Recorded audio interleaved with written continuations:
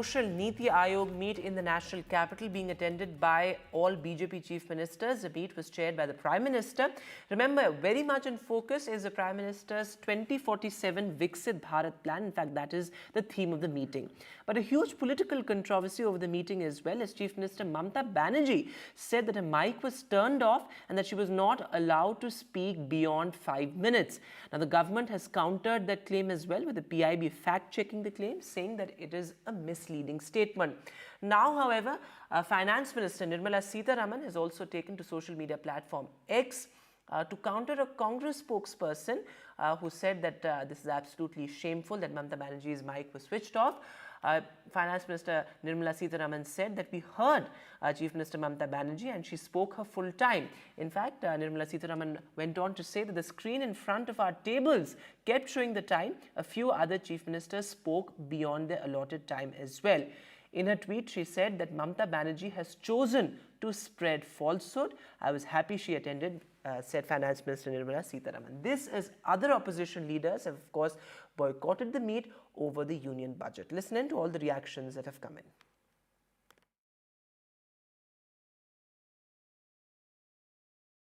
আমার আগে চন্দ্রবাবু নাইডু বলেছে 20 মিনিট। আসামের চিফ মিনিস্টার, অরুণাচলের চিফ মিনিস্টার, ছত্তিশগড়ের চিফ মিনিস্টার, গোয়ার চিফ মিনিস্টার, যদিও রাজ্যগুলো খুবই ছোট ছোট, তাও আমি মনে করি না ছোট বড় কোনো ফারাক থাকা উচিত সম্মানের দিক থেকে। তাও তারা কিন্তু কেউ 15 মিনিট বলেছে, কেউ 16 মিনিট বলেছে, কেউ 17 মিনিট বলেছে, কেউ 20 মিনিট বলেছে। আর আমারটা যেই 5 মিনিটে পড়তে যাবে সঙ্গে সঙ্গে বেল টিপে টিপে টিপে টিপে স্টপ স্টপ স্টপ। আবার ঠিক আছে স্টপিং বলে আমি বলবো okay, you don't want to listen, চললাম, আমি বয়কট করে চলে এসেছি। And Prashant, a senior colleague, is joining us live.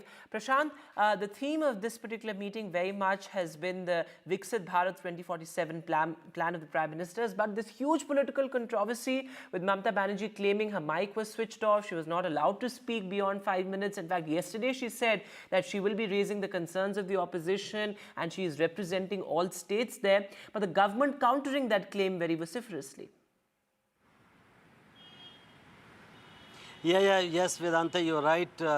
As soon as Mamata Banerjee came out of the meeting accusing the government that her mic was put off and she was not allowed to speak beyond a point, soon after Mamata's accusation, government also swung into action, and you heard Finance Minister Nirmala Sitharaman in the afternoon countering Mamata's allegation that her mic was put off.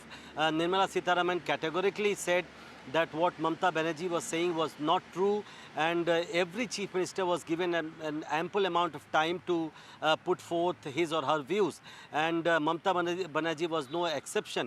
In fact, government also said that it was Mamata Banerjee's request that her turn should come in the very first hour of the meeting, because she had to leave for Kolkata just after finishing her speech. So government also swung into action pretty quickly, because government had also an inkling of what was in store, because Mamata Banerjee had only yesterday said that she was here to raise the voice of all the opposition, because she is the only chief minister from the India Bloc that is going to attend the meeting. But apart from this controversy, there is a substantial amount of discussion which took place so far as this approach paper on Viksit Bharat by 2024 is concerned, and this approach paper has been distributed to all the chief ministers who have been asked to also prepare their side of the approach that they want to take for making India Viksit Bharat by 2047. And it has some very ambitious targets also have been set for the Viksit Bharat. And so far as targets are concerned, you can imagine how ambitious is the target that the developed India by 2047 would be an economy worth more than $30 trillion So you can imagine. So that's an ambitious target that the government has set for itself. As Prashant is reporting there, Prashant, I'm afraid I'll have to interrupt you there. We're running out of time. But thanks very much for joining us with the latest. As Prashant is reporting, a lot of substantial discussion there over the entire Viksit Bharat roadmap, but a political controversy as well. Moving now to sports news. Well, some promising news for India at the Paris Olympics. Manu Bhaker secured qualification for women's 10-meter air pistol final. This is the Indian athlete there scored the 60 shots in the qualification round to finish in the third spot with 580 points and 27 in her tens as well. Manu, of course, was the top performer of day one at the Paris Olympic Games, and lots of hopes will be pinned on her on day two when she shoots the final in a field of 8 shooters. She is, of course, one of the biggest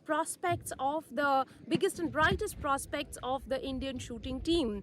Apart from Manu, on day two of the Games, there will be a lot of hopes pinned on the women's archery team that has reached the quarterfinal. They will have to play the quarterfinal, semi-final and final. Those matches happen in Paris, and if they manage to win a medal, that will be the first ever medal by a women's archery team at the Olympic Games. And moving now, well, it was a mixed bag for the Indian contingent on day one of the Paris Olympics. Some good news and some bad news as well, but a lot of hope pinned on the shooting contingent. In fact, my colleague Rika Roy caught up with India's shooting coach as well. Listen to what she had to say. The shooting failed to give India a medal on the opening day. We had 2 mixed teams in air rifle. Joining us at this time is Shuma Shirur, who is India's air rifle coach. Shuma, tell us a little bit what happened, because what I understand is finishing at number 6 and number 12 isn't really a bad result, so to say. We didn't get medals, but what we did wasn't really bad.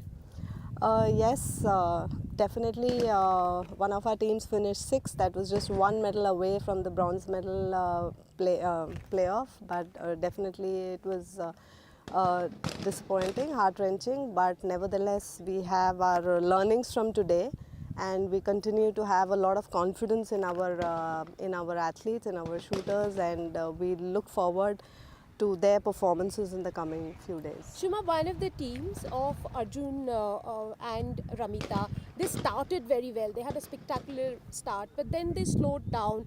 What was it? Is it something they had strategized, or that really came because of the Olympic pressure? Not really. The main goal was to stay in the moment, and I'm sure that was what was required at that moment. So, the momentum depends on how you feel at that moment, and I'm sure they did the right thing at that point of time. And but I do hope that we can channel today's disappointment into determination for tomorrow as we move ahead for more competitions coming ahead. As a coach, what was your advice to them, or what did you tell them at the end of the competition? So this is we've analyzed, and we've given them the right course of action for the next competitions based on whatever we've observed today. And we definitely do not want them to dwell on the performance today, but take the learnings and move forward. We still continue to believe in their abilities and to believe in them for future performances. Shuma, tell us a little bit about, the action that was going on inside. There was a point when 11-0 actually, while she was shooting the qualification, came and spoke to you. What was it about? Was she lacking confidence? Was she lacking strength to, go ahead? No, after the first 5-6 shots, I guess it was just a little bit of technical clarification that was needed. It was just important to clear the head before she went. She could go on with her competition. I think that was a much needed break, and that set the tone. But like I said, we've learned from today's matches, and we'll take it forward. We have many more competitions coming up, so I hope we have the confidence in them, and they find that confidence in themselves for tomorrow's match. Shuma, many of these shooters, what I understand, they have a personal coach, and then there is a national coach like you who works with the team, how is that, communication bridge? Because shooting is all about, most sports is all about communication. How do you bridge the communication between the personal coach and the national coach and ensure that the athlete is in sync?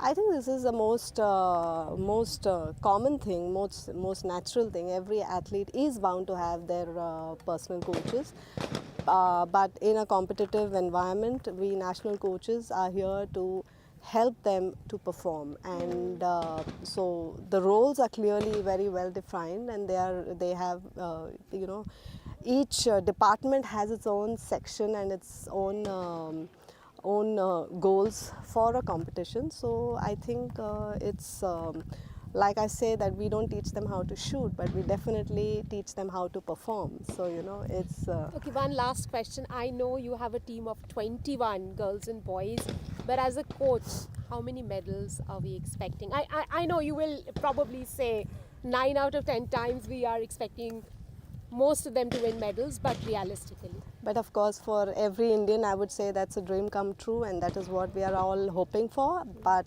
looking at the performances from the last 2-3 years, I think our athletes are very well prepared, and they have a very strong process in place, and we just hope, and we would like to give them the confidence that they need, and may the best. A number from you would be good. No, I don't believe in numbers, because like in a sport of shooting, every breath makes a difference. So I would just hope for the best.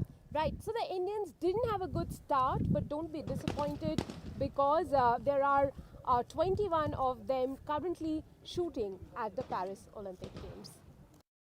So a lot of hopes and expectations from the Indian contingent at the Paris Olympics.